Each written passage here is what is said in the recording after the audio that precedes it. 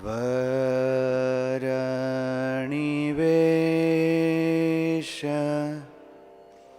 રમણીય દર્શનમ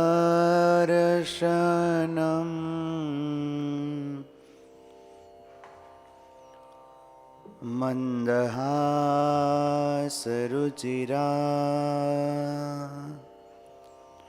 નનાંબુજં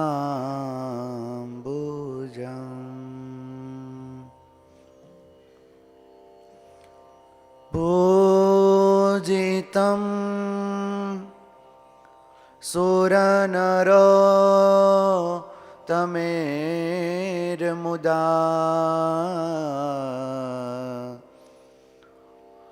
ધર્મનંદનમહં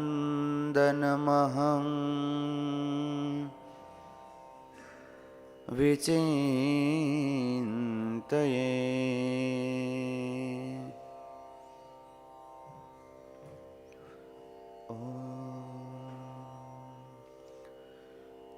લેશોમાં આવી પરીક્ષા કેની, તમે દયાળુ દયાને ગ્રહી. એમ મયુરધ્વજે મોરે માંગ્યું, સહુ જીવ સારું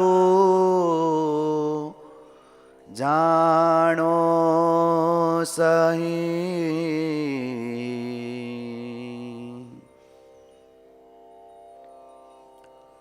સર્વે ભક્તોને જય સ્વામિનારાયણ.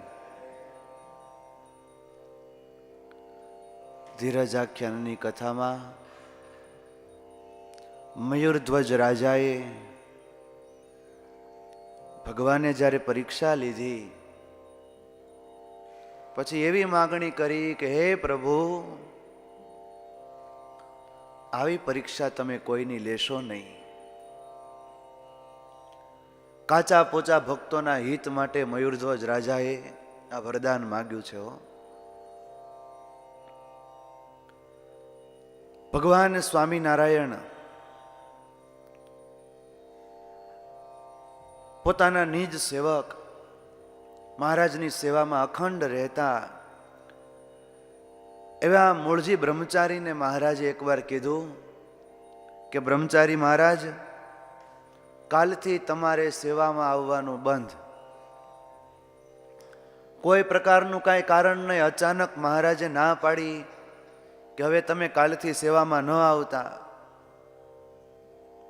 વાત તો સામાન્ય હતી કે એક વખત બ્રહ્મચારી મહારાજ ઠાકોર જમાડવા માટે બેઠા અને ભાખરી હતી. હવે કોરે કોરી ભાખરી કેમ લેવી? એટલે બ્રહ્મચારી મહારાજે ગોળનો ગાંગડો લીધો ભેગો કે જેથી સહેજે ઠેલો લાગે. ત્યાં બરોબર બ્રહ્મચારી મહારાજ જમતા ત્યાં અને મહારાજ પધાર્યા. તો મહારાજે જોયું, કહો બ્રહ્મચારી મહારાજ શું જમો છો? મહારાજ ભાખરી. મહારાજ કે ભાખરી તો બરોબર, પણ ભેગો આ ગોળ લઈને કેમ બેઠા છો? મહારાજે ત્યારથી નિયમ આપી દીધો. એ વખતે કઈ શાકની સિસ્ટમ નહોતી. શાક હોય તોય થોડું ઘણું કદાચ ઠેલા પૂરતું લેતા હોય. મહારાજે બ્રહ્મચારીને કીધું કે આજથી તમારે ઘી ગોળ ખાવાનું બંધ, ખાલી ભાખરી ખાવાનું. હવે બરોબર મહારાજે આ નિયમ આપ્યો ને 5 દિવસ પૂરા થયા. હવે જૂના સમયમાં બ્રહ્મચારી પોતાના જોડા ચોપડતા હતા. જૂનો સમય હતો, એમાં અત્યારે જેમ ચામડાના જોડા હોય એ કતલખાનેથી આવેલું ચામડું હોય એના હોય, પણ જૂના સમયમાં એવું નહોતું. જે ઢોર કુદરતી રીતે મરી ગયું હોય એના જ ચામડાનો ઉપયોગ કરી અને પછી એના જોડા બનાવવામાં આવતા, અથવા કાંઈ જે કાંઈ ઢોલ બનાવવાનો હોય કે બધું એમાંથી બનતું. હવે એ કુદરતી રીતે મૃત્યુ પામેલું પશુ હોય, પડ્યું રહ્યું હોય એટલે એનું ચામડું અક્કડ થઈ ગયું હોય. હવે અક્કડ થઈ ગયેલું હોય એટલે સહેજે પહેરી પણ શકાય નહીં. જો પહેર્યું હોય તો પછી ફરફોલા પડી જાય, એટલે એમાં કંઈક તેલ ચોપડવું પડે જેથી એ ચામડું થોડુંક ઢીલું થાય અને પહેરવામાં સહેજે અનુકૂળતા રહે. એમાં બરોબર મૂળજી બ્રહ્મચારી જોડું ચોપડતા હશે ને એ વખતે કોઈક સેવક નીકળ્યા, અરે લાવો લાવો બ્રહ્મચારી મહારાજ હું ચોપડી દઉં. રીત હોય સેવા કરવાની, પણ સેવાને યોગ્ય હોય, વડીલો હોય એમની સેવા કરીએ તો સહેજે એમનું શરીર હાલતું ન હોય અથવા એમને બીજા કામકાજ હોય તો એને ટેકો થાય. પણ જે સશક્ત હોય ને એની સેવા જો કરવા જઈએ તો વિવેક શીખવાડે કે તો એ પ્રમાદી અને આળસુ બની જાય. મહારાજ જોઈ ગયા કે બ્રહ્મચારી મહારાજના જોડા કોક હરિભગત ચોપડે છે. મહારાજે મૂળજી બ્રહ્મચારીને કીધું, બ્રહ્મચારી આ તમે કંઈક વિવેક જેવું રાખો, આ તમારા જોડા બીજા પાસે ચોપડાવવા યોગ્ય નહીં. બ્રહ્મચારી કે મહારાજ હું તો મારા જોડા હાથે જ ચોપડતો હતો, આ ભગત આવીને એ જાતે ચોપડવા મળ્યા. મહારાજ કે અમારે કાંઈ સાંભળવું નથી, આજથી હવે તમારે નિયમ જોડા પહેરવાનું બંધ. ઘી ગોળ બંધ કરાવ્યા, જોડા બંધ કરાવ્યા. હવે એમાં થયું એવું કે થોડાક દિવસ તો ચાલે, પણ હવે ભાઈ પછી જોડા પહેરવાના બંધ થયા. ઉનાળો હોય, એ પાપડ શેકાઈ જાય એટલો તાપ, એમાં રોડ રસ્તા ગરમ થયા હોય, ડામરના ન હોય પણ વેકરોને એ તો હોય જ, માટી હોય તો પણ એટલી ગરમ થઈ હોય. બ્રહ્મચારી મહારાજને ખૂબ તકલીફ પડે. એમાં તો બરોબર મહારાજે એક વખત એટલું હતું ત્યાં વધારાની એક શિક્ષા કરી, તમારે હવેથી ગઢડામાં રહેવાનું બંધ, ખાવા પીવાનું બંધ કરાવ્યું, પહેરવા ઓઢવાનું બંધ કરાવે તો યોગ્ય કહેવાય.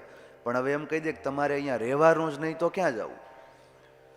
જે બ્રહ્મચારી મહારાજ ભગવાન સ્વામિનારાયણને પોતાનું સર્વસ્વ માનીને આવ્યા હતા, એને કહી દીધું કે હવે તમારે અહીંયા રહેવાનું બંધ. બ્રહ્મચારી તો ડભાણ ગયા. ડભાણમાં જાય છે, ડભાણના હરિભક્તોએ કીધું કે અહીંયા રોકાવ, ત્યાં રોકાણા છે. બ્રહ્મચારી મહારાજનું શરીર એકદમ દુબળું, ધીરે ધીરે કરતા રસકસ વગરનું થવા લાગ્યું. પણ એ બ્રહ્મચારી મહારાજનું શરીર દુબળું થયું એનું કારણ માત્ર ને માત્ર એ નહોતું કે એને ભગવાને ખાવાનું અને પહેરવાનું બંધ કરાવ્યું, પણ એનું જે શરીર હતું ને એ તો ભગવાન સ્વામિનારાયણના ભજનના પ્રતાપે, ભગવાન સ્વામિનારાયણના દર્શનના પ્રતાપે પુષ્ટ થયેલું હતું. પ્રસંગ છે ને કે નિત્યાનંદ સ્વામીનું શરીર થોડુંક સ્થૂળ, અને કોઈએ મજાક કરી કે આ જોતો ખરા સ્વામિનારાયણના સાધુ લાડવા ખાઈ ખાઈને કેવા શરીરવાળા થયા છે. અને એ વખતે નિત્યાનંદ સ્વામીએ એવો ખુમારીથી જવાબ આપ્યો કે આ શરીર જે સ્થૂળ થયું ને એ લાડવાનો પ્રતાપ નહીં, પણ આ શરીરમાં નસે નસમાં, રોમે રોમમાં ભગવાન સ્વામિનારાયણનો દ્રઢ નિશ્ચય, નિયમ અને પક્ષ ભર્યો છે, અને એટલે મારું શરીર છે એ સ્થૂળ છે. બ્રહ્મચારી મહારાજને પણ કંઈક આવું જ બન્યું છે. હવે 1 મહિનો આવી રીતે ડભાણમાં રોકાણા, શરીર એકદમ સુકાઈ ગયું. એમાં બરોબર વૈશાખ મહિનો થોડોક વીત્યો અને ગુજરાત ધોમધકતો તાપ, હાખની કેરીઓ આવે, ખૂબ મીઠી કેરી હોય.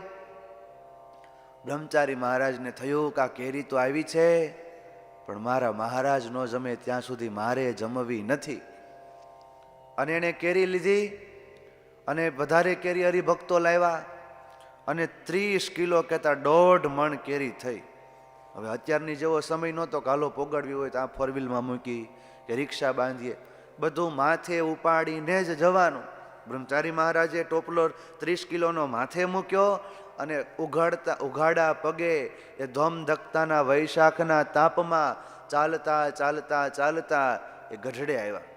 આપણને ખબર છે કે આપણે ક્યારેય તાપમાં જવું હોય અને એક નાની એવી ઠેલી, એક પુસ્તક હોય ઠેલીમાં, તો પણ વજન લાગે. પણ આને તો અંતરમાં ભગવાન ભર્યા હતા, એ 30 કિલોનો વજન એને જરા પણ લાગ્યો નહીં. ગઢડે આવ્યા તો પણ મહારાજે બોલાવ્યા નહીં. બ્રહ્મચારી મહારાજને દંડવત કરે, મહારાજ કાંઈ ફામું જોવે નહીં. બરોબર એ વખતે એક ડોશીમાં બહાર નીકળ્યા, ત્યાંથી નીકળતા હતા. બ્રહ્મચારી મહારાજ આમ ઊભા, એને જોયું કે મહારાજ કાંઈ બોલાવતા નથી. અરે સ્વામિનારાયણ, આ તમારા બ્રહ્મચારી જોવો તો ખરા, દંડવત કરીને 30 કિલો છે એ કેરીનો ટોપલો લઈને અહીંયા આવ્યા છે, તમે સામુય નથી જોતા? મહારાજ કહે કે ડોશી તારે સામું જોવું હોય તારી ઘરે લઈને ખવડાઈ જા. અને એ સમય હતો કે ત્યારે હજી આટલી બધી કડક નિયમો નહોતા કે સંતો છે એ સ્ત્રીઓ સાથે વાત ન કરે ને બધા મર્યાદાઓ બધી હતી કે સાથે રહેવું નહીં, લેતી દેતી ન કરવી. એટલે મહારાજે કહ્યું કે જાઓ તમે ડોશીની ત્યાં જાઓ. બ્રહ્મચારી મહારાજ તો ડોશીને ત્યાં ગયા. ડોશીમાં એ લોટ આપ્યો, બ્રહ્મચારી મહારાજે રોટલો કર્યો અને ઠાકોરજીને ધરાવીને જમવા લાગ્યા. ડોશીમાએ જોયું કે ઘી વગરનો, ગોળ વગરનો લુખે લુખો રોટલો બ્રહ્મચારી ખાય છે. અરે બ્રહ્મચારી મહારાજ કાંઈક તો તમે સાથે લ્યો, આમનામ કોરો રોટલો કેમ ગળે ઉતરે? અરે માજી, મારા મહારાજની આજ્ઞા છે કે ઘી ગોળ ખાવા નહીં, એટલે હું ખાતો નથી. આપણે ઘણીવાર ઘી ગોળ ખાઈએ તો વાંધો નહીં, પણ સામાન્ય ઉપવાસ આવતા હોય, એકાદશી, હરિજયંતી, એ તો અનુકૂળતા હોય ત્યારે રહેતા હોય, પણ એકાદશી તો ફરજિયાત રહેવાની હોય. શિક્ષાપત્રીમાં કહ્યું કે જન્માષ્ટમી, રામનવમી અને શિવરાત્રી એ ઉપવાસ પણ અમારા ભક્તોએ કરવા. તો આપણે એટલું તો અનુસંધાન રાખીએ તો આપણે તો મહારાજના રાજીપાના અધિકારી બનીએ. પછી તો બ્રહ્મચારી મહારાજ આવી રીતે વળી પાછા દર્શન કરવા માટે આવ્યા. એટલે મહારાજે પછી કીધું, બ્રહ્મચારી, આ તમે કેરી લઈને આવ્યા છો ને, જાઓ, હું તમારી ઉપર રાજી થયો. આ તમે હવે કેરી તમારી જાતે જ સુધારતા આવો ને આપણે જમીએ. અને પછી મહારાજ જેમાં પ્રસાદી મૂળજી બ્રહ્મચારીને આપી. અને ત્યારે મહારાજે કહ્યું કે ભાઈ, હવે તો અમારી જે જોડ છે ને એ તો સહજાનંદની અને મૂળાનંદની જોડ. મહારાજે કીધું કે અમારે મૂળાનંદ વગર હાલે નહીં, કહેતા મૂળજી બ્રહ્મચારી. ટેક એક હરિભક્તને નેક છેક સુધી છાંડવી નહીં, કરી વિવેક અતિ ઉરમાં, વળી એક રંગે રહે વો સહી. ભગવાનના ભગતે એ કાદવ જેવા ન થવું, કારણ કે કાદવને કોઈ આકાર ન હોય, એને જેમાં નાખો એમાં એવા આકારે થઈ જાય. પણ ભગવાનના ભક્તએ એક રહેણીવાળું જીવન જીવી અને પ્રભુને રાજી કરવા. અને સત્સંગમાં હોઈએ, પ્રભુનું ભજન કરતા હોઈએ, અને ભાઈ કેતન કાંઈક ભગવાન કસોટી લેતા હોય તો એ કસોટી એ કેવી છે? તો જેમ શેરડીનો રસ હોય, એ શેરડીનો રસ એની આમનમ કિંમત ન હોય. એને જો કિંમત વાળું થવું હોય તો એને ઉકળવું પડે. જેમ ઈક્ષુ પામે અમૂલ્યતા, તે તો પ્રથમ પોતે બિલાય છે, ત્યાર પછી તળે તાવડે, ત્યાર પછી ચડે તાવડે,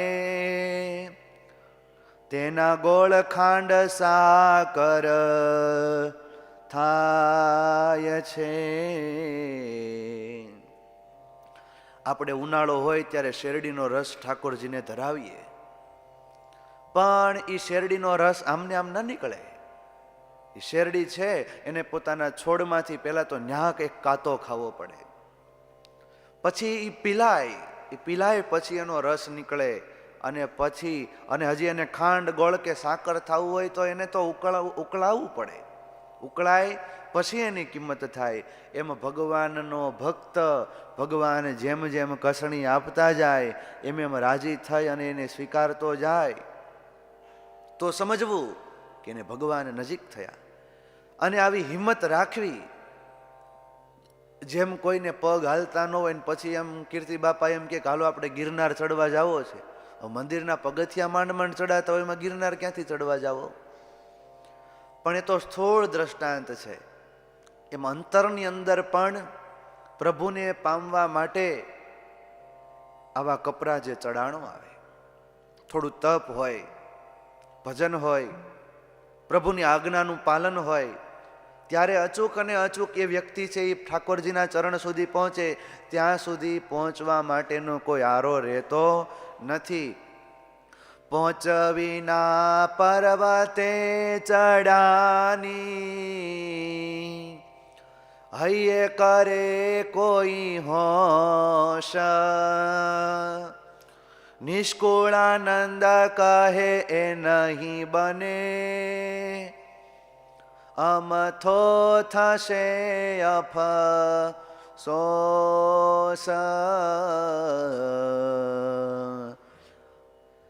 આવું તપ, ત્યાગ અને ભજન કર્યા સિવાય ગુણાતીતાનંદ સ્વામી કહે ને કે મનુષ્ય દેહ કરીને કરવાની બે વસ્તુ છે, એક ભગવાનમાં જોડાવું અને બીજું નિર્વાસનિક થવું.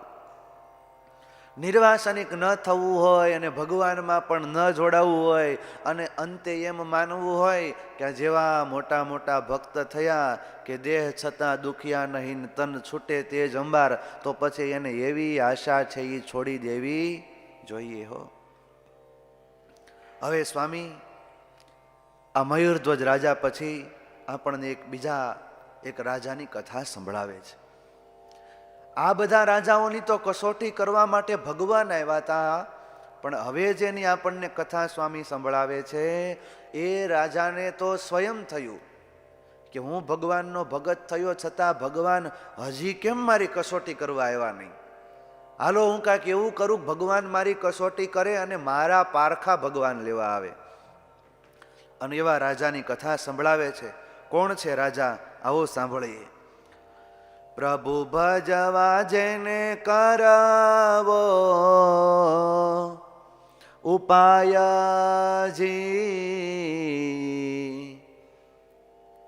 તેને એમ કરવું જેમ કર્યો રોભો રાયજી. રૂભુ રાજાની કથા સંભળાવે છે. પ્રભુ પ્રસન્ન કરવા ગયા વન માયાજી, આરંભી તપ ઉભા એક પાયાજી, એક પગે ઉભા રહ્યા, અડગ મને અચળ કરી, કર બેવું ઊંચા કર્યા, શરીર પર ફેર વે નહીં.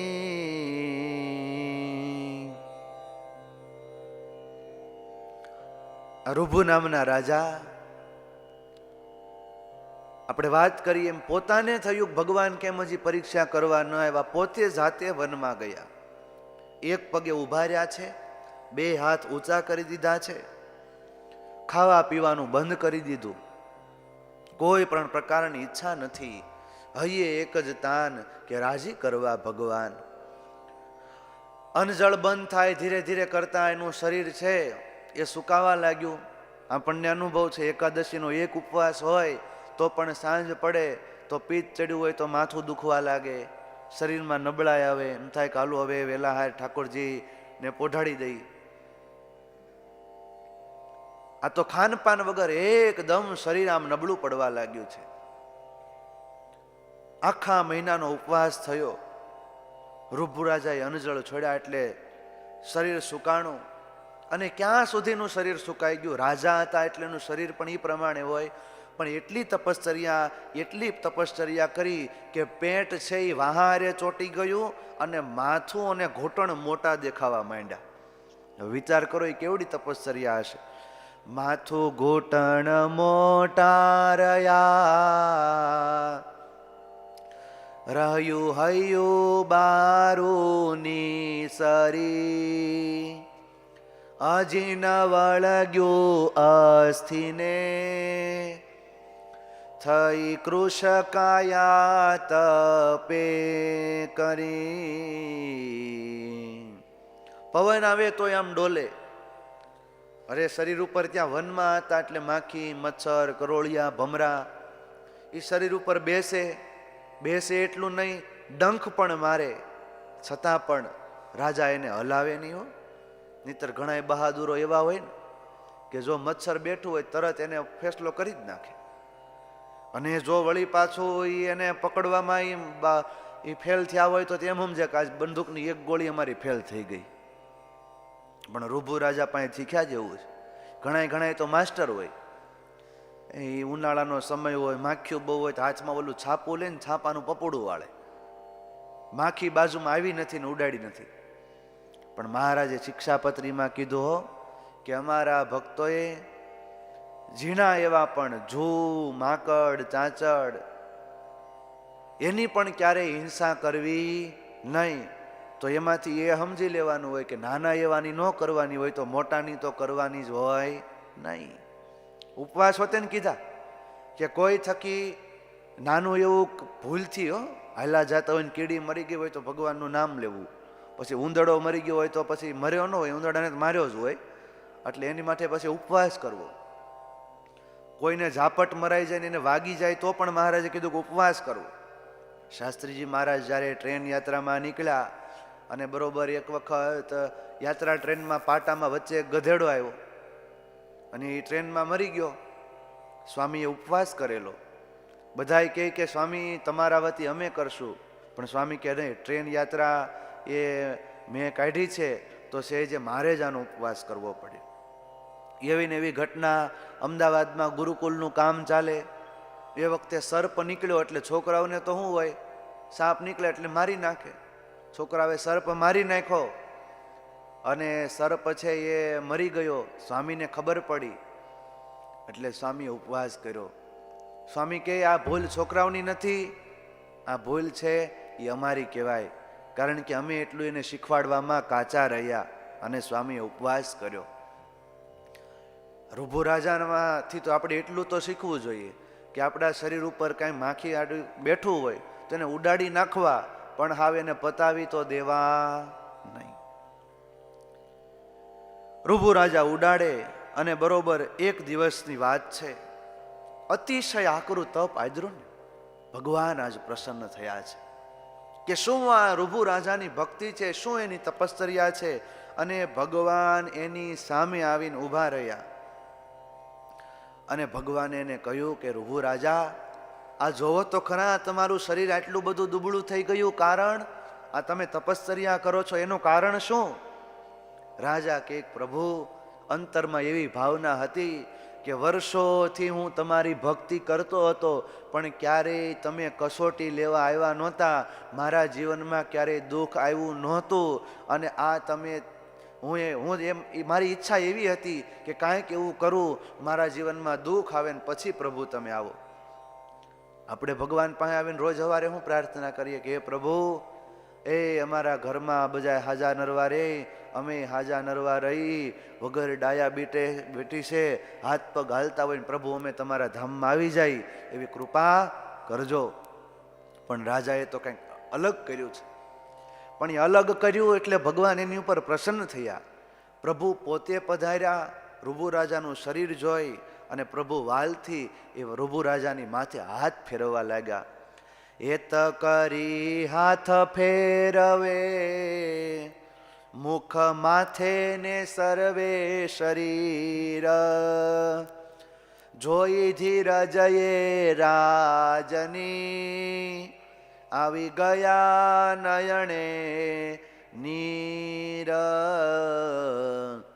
મુખ ઉપર પ્રભુ હાથ ફેરવે, માથે હાથ મૂકે. એનું હાથ છે એ દુબળા પડી ગયા હતા, એ શરીર આખો વાહો દુબળો પડી ગયો હતો. પ્રભુ એના આખા શરીર ઉપર હાથ ફેરવે અને આજ અનંત કોટી બ્રહ્માંડનો નાથ, એના આંખમાં પણ દડ દડ દડ આંસુની ધારા વહેવા લાગી. રાજાની તપશ્ચર્યા જોઈને ભગવાનની આંખમાં આંસુ આવી ગયા. આપણે તો શ્રાવણ મહિનાની એક ટાણા કરીએ તોય ભગવાનની આંખમાં આંસુ આવી જાય કે મેં ધાર્યું તું એવા તો એક ટાણા આ મને રાજી કરવા માટે કરે છે કે પોતાની મજા લેવા માટે કરે છે. અને એ વખતે ભગવાને કહ્યું કે માગો રાજા માગો, તમે જે માગો એ હું તમને આપીશ. અને એ વખતે રૂભુ રાજાએ કીધું કે હે પ્રભુ, એ તમારા કોઈ ભક્ત હોય ને એને ક્યારેય તમે પંચ વિષયનું સુખ આપતા નહીં, કારણ કે એ પંચ વિષયમાં બંધાય અને તમારાથી વિમુખ થશે. મયુરધ્વજ રાજાએ માગ્યું કે મને જેવું દુઃખ આવ્યું એવું દુઃખ કોઈને ન આપતા. ઋભુ રાજા માગે કે ભગવાન તમારા ભક્તને આ લૌકિક પંચ વિષયનું સુખ તમે ન આવતા. માંગુ છું હું મહાપ્રભુ પંચ વિષય સંબંધી સુખ, દેશોમાં તે દયા કરી જેથી થાય તમારે વિમુખ. હે પ્રભુ, કોઈ ભક્તને એવું દુઃખ ન આપતા કે જેથી એ તમારાથી વિમુખ થાય. એક ભાઈને આંખમાં તેજ ઓછું થઈ ગયું. ડૉક્ટર પાસે ગયા. ડૉક્ટરને કે ડૉક્ટર સાહેબ 70 વર્ષની મારી ઉંમર છે, પણ હવે મારાથી વાંચી શકાતું, મને દેખાતું નથી, તો કંઈક કરો એમ. ડૉક્ટર કહે કે દાદા, હવે તમારે વાંચવા લખવાનું ઓછું રાખવું, સાંભળવાનું રાખવું, કાન હાલે ત્યાં સુધી સાંભળે રાખવું. ઓલા દાદા કે મારે કાંઈ એવું બહુ કાંઈ વાંચવાનું આવતું નથી, પણ સાંજ પડે મારે ટીવી જોવાની હોય તો ટીવીમાં દેખાય એટલું કરી દો, વંચાય નહીં તો કાંઈ નહીં. હવે આનો કાંઈ મેળ પડે? પંચ વિષયનું સુખ છે એ તો એથી વધારે આગળ જ તેને જોવું હતું.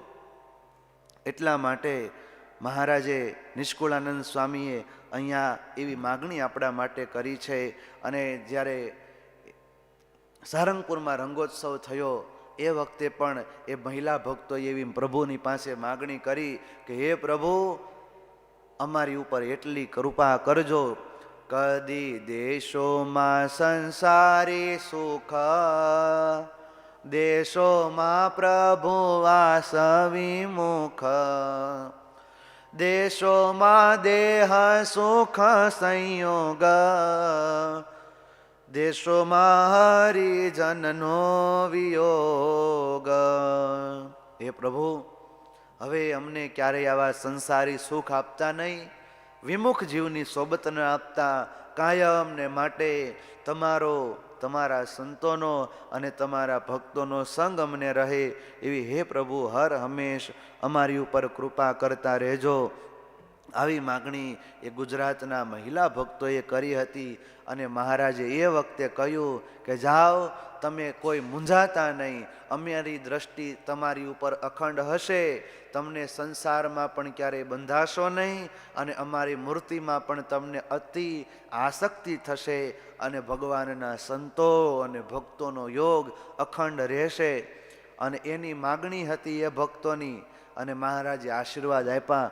એટલે વાલા ભક્તો, આપણે પણ ઘનશ્યામ મહારાજના યોગમાં, આ સંતોના સાનિધ્યમાં, આ ખપવાળા ભક્તો એની સાથે બેસી અને આવા સત્સંગ રસનું પાન કરીએ છીએ. મહારાજને પ્રાર્થના કરીએ કે હે પ્રભુ, અમને પણ આવા મોટા ભક્તો જેવું હર હંમેશ બળ આપતા રહેજો, એવી કૃપા અને કરુણા કરતા રહેજો, એટલી પ્રાર્થના કરીએ. અંતે પ્રભુ સ્મરણ કરી કથાને પૂર્ણ કરીએ. સ્વામિનારાયણ સ્વામિનારાયણ સ્વામિનારાયણ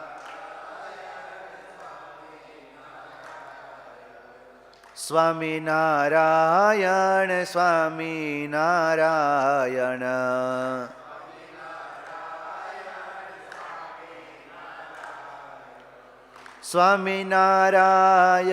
સ્વામિનારાયણ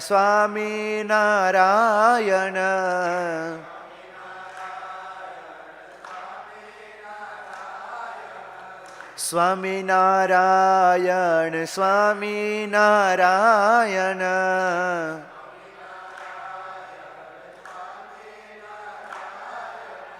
સ્વામિનારાયણ સ્વામિનારાયણ.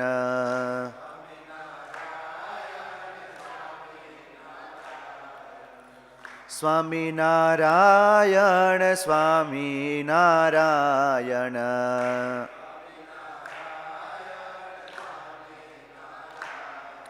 સહજાનંદ સ્વામી મહારાજની.